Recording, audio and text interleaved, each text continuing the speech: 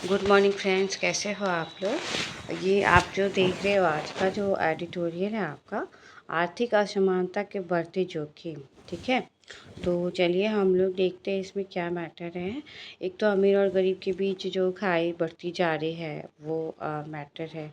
फिर आपका जो कृषि जो है हमारा पिछड़ेपन के क्या कारण है, वो सारा चीज़ इसमें दिया है। चलिए हम लोग इसको पढ़ते हैं एक बार।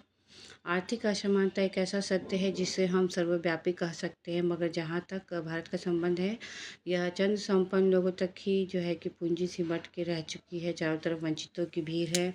और जो कृषि को हम लोग भारतीय अर्थव्यवस्था के रीढ़ कहते हैं, वो गांव में अगर चले जाइए तो बहुत सारा चीज़ है कि किसानों को जोत 2 एकड़ से भी कम है, तब जोत का आकार घटते जा रहा है।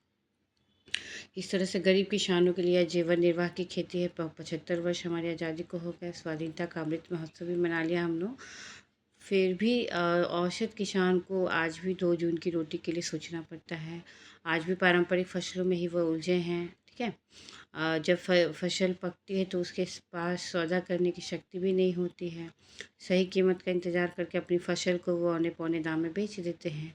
और जो खरीफ फसल है उसके सौदे होते हैं। आमतौर पे जो धनी काटती हैं किसानों की मजबूरी का फ़ायदा उठाकर कम दाम पर ही फसल खरीद लेते हैं। नियमित मंडियों तक अधिकतर किसानों की पहुंच नहीं हो पाती है। वहाँ गेहूं और धान की फसल सबसे पहले आसानी से बिक जाती है और विविध फसलों की क्रांति धरी रह जाती है। यहाँ तक कि मौसम की मार से प्रभावित फसलों को या तो ग्राहक नहीं मिलते या फिर कौड़ियों के दाम में बिक जाते हैं। पिछले दिनों ही देखिए कि पंजाब में दलहन की क्रांति के नाम पर दालों की उपज का जो यूज़ हुआ, तो उसकी विफलता का एक कारण यह भी था कि यहाँ भी अमीर लोगों का ही जो है कि दखल इसमें रहा, क्योंकि सरकार ने लाल डोरा क्षेत्र के अंदर भी सहकारिता के नाम पर उनको निवेश की इजाज़त दे दी है। आप एग्जाम्पल के तौर पे पंजाब वाला मैटर दे सकते हो। ठीक है, सहकारिता के नाम पे क्या किया कि निवेश कर सकते हैं आप। अब हालत यह होती जा रही है कि गरीबी दूर होने का नाम नहीं ले रही। गरीब लोग जीवन निर्वाह के लिए परेशान हैं। वे अनुदान और अनुकंपा राशि पर निर्भर हो गए हैं। ठीक है, दूसरी तरफ देखिएगा आप कि देश की पूंजी चंद लोगों तक सिमट गई है। अभी एक प्रमाणिक रिपोर्ट ये आई है G20 जिसे कहा गया है रिपोर्ट। इसमें बताया गया है कि सबसे अमीर भारतीयों की संपत्ति 23 वर्षों में 62% बढ़ी है। 23 सालों में 62% बढ़ी है। ठीक है, आर्थिक विश्लेषक ये कहते हैं कि पिछले 5 वर्षों से गरीब यथास्थिति में ही है। वे किसी तरह से गुजर बसर ही कर रहे हैं। हालांकि उनके लिए कई कल्याणकारी योजनाएं घोषित तो हुई हैं, लेकिन उन योजनाओं का हश्र यह है कि गरीब को अमीर बनने की या कवायद अनुकंपा और अनुदान संस्कृति का शिकार हो गई। दुनिया भर में जहां 2.3 अरब लोग अब भी खाद्य सुरक्षा के शिकार हैं। 2.3 अरब लोग विश्व में खाद्य असुरक्षा के शिकार हैं।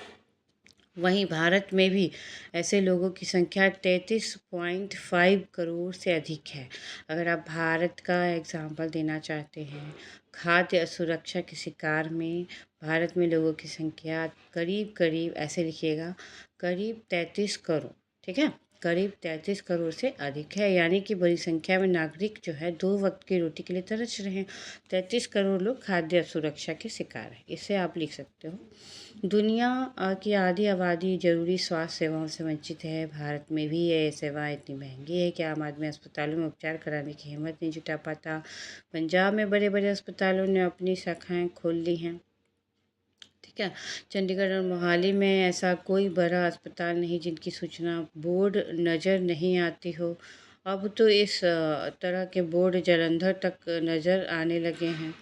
लेकिन सवाल है कि कितने निर्धन लोग इन अस्पतालों में पहुंच पाते हैं। सरकार ने मुफ्त उपचार की योजनाएं घोषित की है, लेकिन चिकित्सा जगत जो निजी क्षेत्र को ही अपना मुक्ति द्वार मानता है। मगर यह भी सच है कि समय पर सरकार से भुगतान न होने का बहाना बनाकर अस्पतालों में गरीब मरीजों का उपचार नहीं किया जाता है। अस्पताल का भी मैटर आ गया। एक अनुमान के अनुसार देखा जाए तो भारत के लगभग हर राज्य में औसत लोग अपनी आय से सेहत पर खर्च के कारण जीवन की दूसरी बुनियादी सुविधाओं से वंचित रह जाते हैं। मतलब अगर दवा हमारा चल रहा है और हम एबल नहीं है कि कुछ और भी कर सके, तो एक तरफ क्या करते कि स्कूल से नाम कटवा देते हैं बच्चों का, या फिर अगर कोई घर में बीमार है तो कपड़े नहीं अच्छे लाते, मतलब खाना वगैरह का कटौती होता है, तो इस तरह का चीज़। ठीक है, धीरे धीरे गरीब का जीवन जीने लगते हैं। अब जरा बहुमंजिला इमारतों की ओर देखिए, उनकी चकाचौंध तो ओहो, जबकि बड़ी संख्या में लोग जैसे तैसे घर बना के रह रहे हैं। इनमें से एक बड़ी आबादी किराए के घरों में भी रहती है। विश्व स्तर पर केवल 1% लोगों ने ही 4 वर्ष में अपनी नई संपदा के बल पर कुल संपदा के 44% हिस्से पर कब्जा कर लिया है। ये डाटा आप जब आर्थिक असमानता लिखोगे तो दे सकते हो। ठीक है, ये 4 वर्ष में ऐसा हुआ है कि करीब 1% जो लोग हैं 4 वर्षों में अपनी नई संपदा का जो है कि 44% हिस्से पर कब्जा कर लिया है। भारत के लिए तो यह खतरनाक है। यहाँ तो 10% लोग 90% संपदा पर कब्जा जमाए हुए। और आप 10% लोग जो है करीब करीब 90% संसाधन पे अपना कब्जा जमाए हैं। पंजाब में फैले हुए बड़े बड़े फार्म हाउस है, उन अमीरों की अभी अभी प्राप्त हुई है, जिन्होंने कर से बचने के लिए खेती बाड़ी में पैसा लगा दिया और फार्म हाउस बना दिए हैं। चाहे कृषि से आमदनी कुछ भी हो या नहीं हो, पर टैक्स से बचने के लिए। लेकिन अमीरों के राजमहल पंजाब के ग्रामीण क्षेत्रों में ज़रूर खड़े हो गए हैं। तीसरी दुनिया के देशों में अगर देखा जाए तो सबसे अमीर 1% लोगों ने 74% संपदा पर अधिकार जमा लिया है। तीसरी दुनिया, और आप बताइए तीसरी दुनिया देश किसे कहते हैं। ख़ास बात यह है कि इस पूरी दुनिया में बढ़ गई है ये सारी चीज़ें, आर्थिक असमानता और ये संपदा बढ़ने की गति तेज़ हो गई है। बल्कि ये तस्वीर भारत में भी हम लोग देख रहे हैं। इसके जोखिम भी कम नहीं। एक तो यही है कि अगर 1% के पास सारी संपदा जमा हो जाएगी तो लोकतंत्र के लिए खतरनाक हो जाएगा। ऐसे धन कुबेर क्या अधिनायकवाद की स्थिति पैदा नहीं करेंगे? तो ये आप लैंग्वेज आपका ये नहीं यूज़ करना है, धन कुबेर अधिनायकवाद। ठीक है, आप अपना एकदम साधारण लैंग्वेज में आंसर राइटिंग करिएगा। ठीक है, विश्लेषक कहते हैं कि जो त्यों धनवान और धनवान बने रहेंगे, त्यों त्यों संबंधित देश में लोकतांत्रिक पतन की संभावना बढ़ती जाएगी।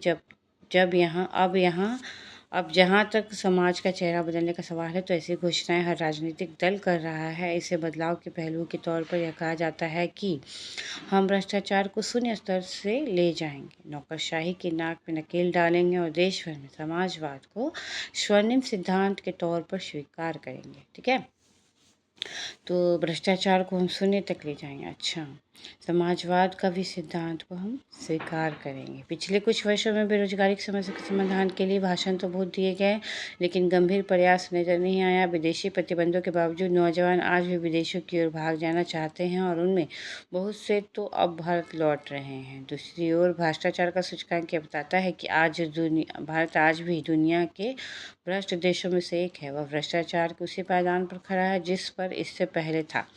इसका अर्थ है कि भ्रष्टाचार उन्मूलन के गंभीर प्रयास नहीं किए गए हैं और जिस कुर्सी पर बैठा है उसी कुर्सी को अपना खजाना समृद्ध करने के लिए इस्तेमाल कर रहा है। भ्रष्ट अधिकारी, लोभी नेता और प्रशासन का वही ढुलमुलंदाज है। आने वाले कल का भारत शायद इसे सहन नहीं करेगा। विरोध का स्वर कभी न कभी फूट ही जाएगा। असमानता का यह परिदृश्य खतरनाक ही साबित होगा। वंचितों की नींव पर संपन्नता के विकास का यह सिलसिला कितने दिन चलेगा?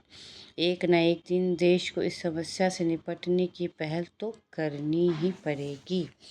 तो बहुत सारा डाटा आपको, जो करेंट डाटा है वो यहाँ पे आपको मिला है। एक लैंग्वेज आपको मिला है, एशे राइटिंग में आप यूज़ कर सकते हो। और इसके आर्थिक असमानता के ऊपर क्या प्रश्न पूछा गया है अभी तक का, जो आप उसको देख लीजिए और आप क्या करना, इसके ऊपर आंसर राइटिंग करना। ठीक है, थैंक यू फ्रेंड।